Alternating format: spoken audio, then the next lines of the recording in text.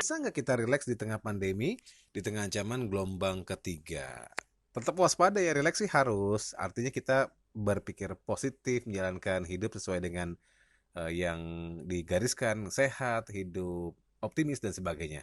Tapi jangan lupa ya, kita harus juga waspada karena disiplin prokes, protokol kesehatan masih menjadi strategi jitu untuk menghadapi gelombang ketiga COVID-19. Dengan adanya langkah proteksi, diharapkan dapat meredam lonjakan COVID-19 akibat relaksasi kegiatan.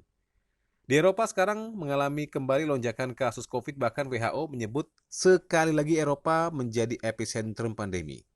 Saya kalau lihat foto-foto seperti festival Latitude di Henham Park, Southwold, Inggris dari Associated Press, yang datang luar biasa banyak gak pakai masker, mereka nyanyi, dancing bersama. Senang sih, tapi gimana udahnya jadi COVID juga pendengar terjaya. Nah, selama pandemi di Indonesia sudah ada 2 kali serangan dan menurut para epidemiolog, serangan yang ketiga akan muncul pada awal tahun 2022. Ini memang prediksi, tapi prediksinya kenapa? Karena sekarang kasus corona turun.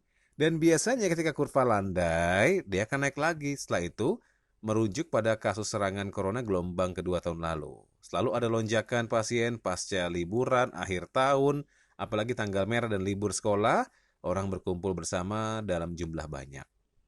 Wakil Ketua MPR RI Lestari Murdiat menyatakan bahwa semua elemen bangsa kita semua harus disiplin dalam menjalankan berbagai kebijakan untuk menangani corona, termasuk prokes 10M.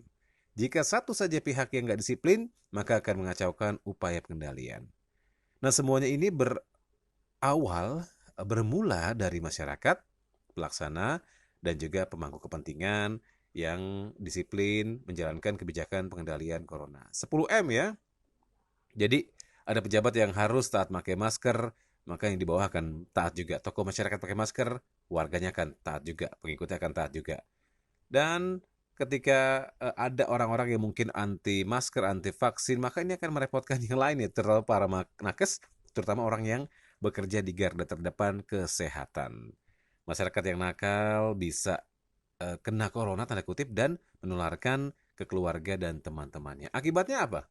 Kalau udah kena 1, 2, 3, satu klaster gitu, akibatnya kerja nakesnya jadi ekstra keras dan mereka kelelahan dan harus mengambil long shift sampai 12 jam sehari. Di Singapura banyak nakes yang resign karena mereka sudah capek dan burn out gitu ya, udah kelamaan kerja, nggak bisa libur.